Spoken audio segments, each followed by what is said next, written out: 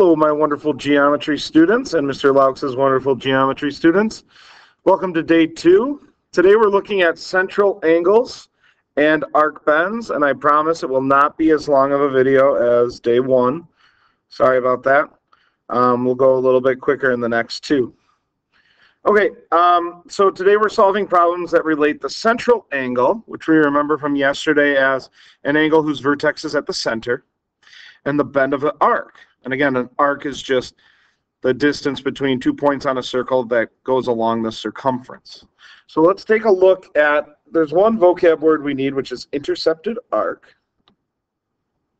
So an intercepted arc is an arc that has intersections with 2 segments, rays, or lines. So taking a look at this picture here,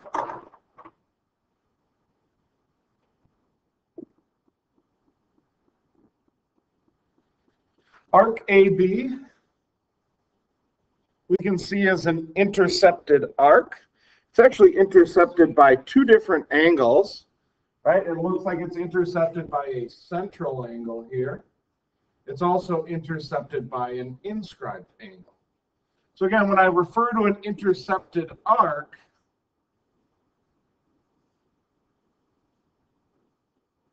right? Arc ED is intercepted by that central angle. Or you might say,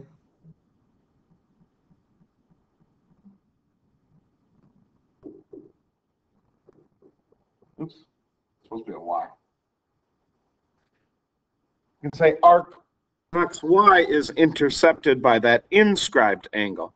So when I refer to an intercepted arc, it's just talking about that, that arc that gets hit by 2 either segments, rays, or lines.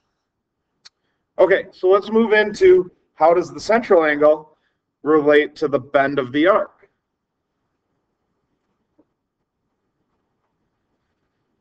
So this is very, very important. It's very simple, but it's very important to have it down and have it accurate, especially as we add more stuff later. Sometimes, even though this is really easy, students forget about it later on. So here's what we have. The bend of an arc, okay, we measure how much it's bent in terms of degrees, is always equal to the measure of the central angle that intercepts the arc. So here's what that means.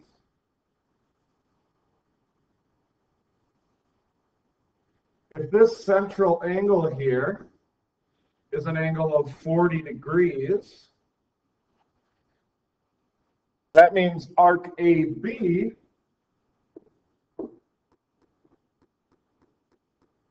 has a bend of 40 degrees.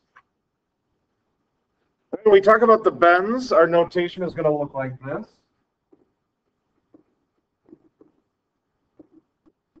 So the measure of the bend of arc AB is a 40-degree bend. And it has to be a 40-degree bend because the central angle, 40 degrees, the central angle is 40 degrees. And, you know, the bend equals the central angle, always. Very simple equation. All right? My question for you then is, what's this? What do you think would be the bend of arc ADB?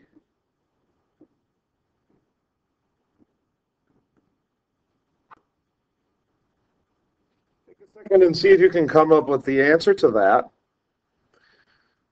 Well, what I know is, I know the total bend of a circle is 360 degrees. So if AB is 40, that means ADB has to be, right, this part right here, ADB, the major arc, is going to have to be 360 minus 40. And when I solve that, I get 320 degrees.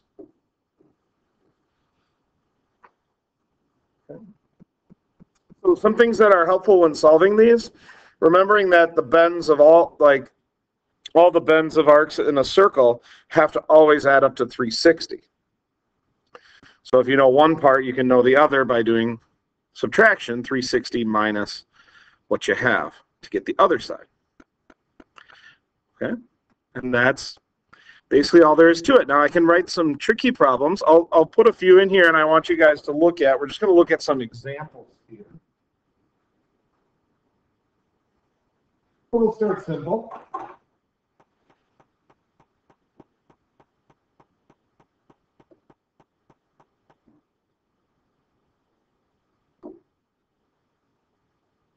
So let's say we have a circle.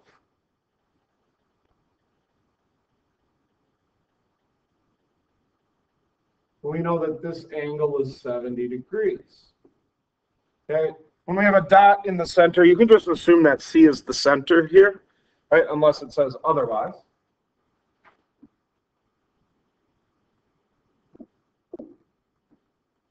My question for you is, what's the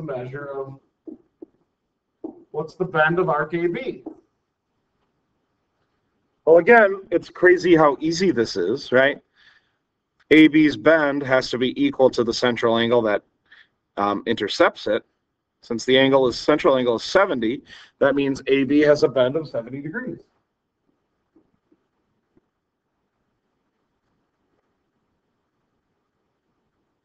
Yeah, what would be the measure of the bend of arc ADB?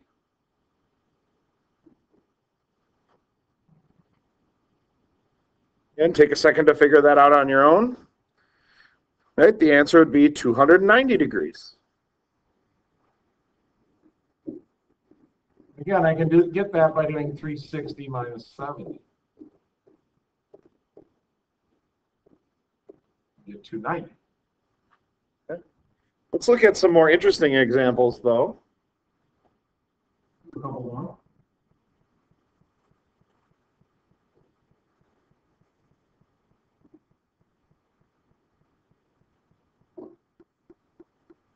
Okay, let's try this one.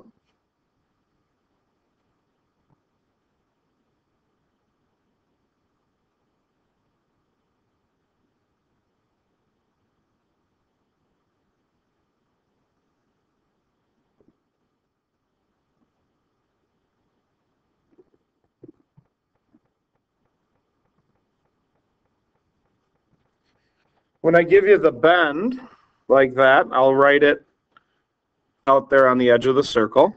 Okay, so when you see notation like that, right, or a picture like that, what that means is the measure of dB, right, the bend of dB is 40 degrees. Well, what kind of questions could I ask you? Well, let's think about this. What's the measure of angle DCB? If the central angle equals the bend of the arc, then the bend of the arc must equal the central angle. So if we have a 40-degree arc out here, that means that this angle right in here must be 40 degrees as well.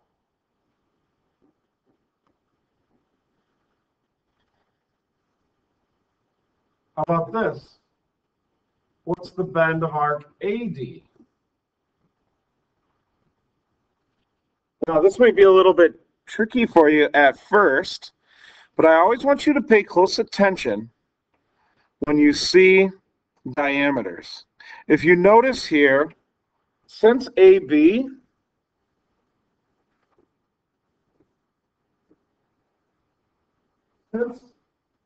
chord AB goes through the center, then we know AB is a diameter.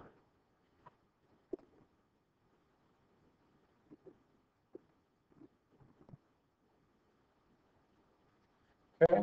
If AB is a diameter, right, that means it cuts the circle in half. So what that means is this. This arc all the way from A to B is 180 degrees, right? So starting there and finishing there. So if I know that whole thing is 180, and I know that little part is 40, okay, then I can figure out AD to be 180 minus 40.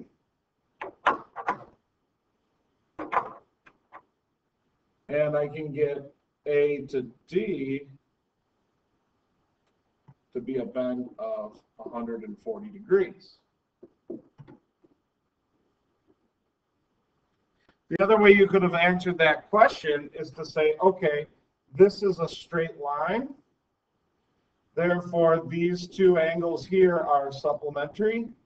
This angle is 40. This angle has to be 180 minus 40, which is 140. So that means this arc right here is also 140. Because again, ACD here, angle ACD is a central angle. Okay? And let me try one more sample problem for you.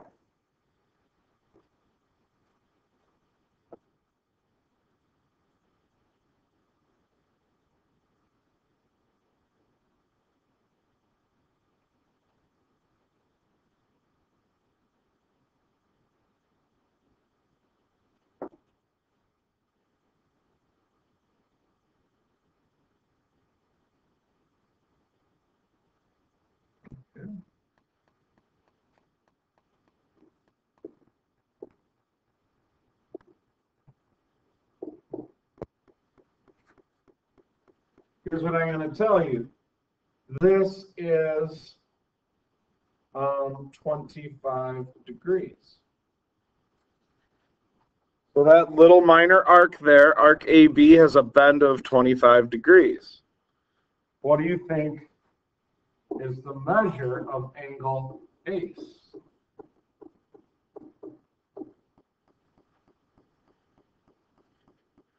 Go ahead and see if you can figure that out on your own, and then we'll talk about it. Okay, so when I see that arc AB has a bend of 25 degrees, that means right away I know the central angle that's intersected by that arc is also 25 degrees. Okay. What I can see now is that EB again is a diameter, or you can also think of it as a straight line.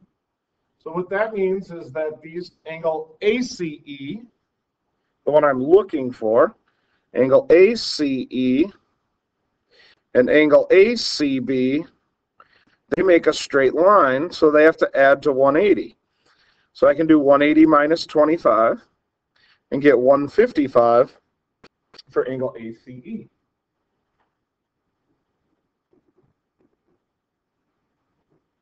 So I kind of did that one in 2 steps. Okay. Now the cool thing with these kind of scenarios is we also have vertical angles. Right? Now I didn't ask you for it, but this angle would also have to be 155 degrees. And this angle would also have to be 25 degrees. If I wanted bends, no problem. I know this bend is 25 degrees. I know this one's 155 degrees. And I know this one's 155 degrees. So I can answer all kinds of different possible questions based on that. Okay? The key thing to remember here is that the central angle equals the bend of the intercepted arc. Right? So one last time. If this is a central angle, and this thing is x degrees, then this bend is also x degrees. Okay, they have to be congruent to each other. And that's it for day 2. See, I told you it'd be a little bit shorter of a video. Check out the practice on Schoology that's associated with this. Shouldn't take you too long to do. Finish it, check it against the key, snap a picture of it, scored, and submit that to Schoology. I will see you guys later, virtually. Bye.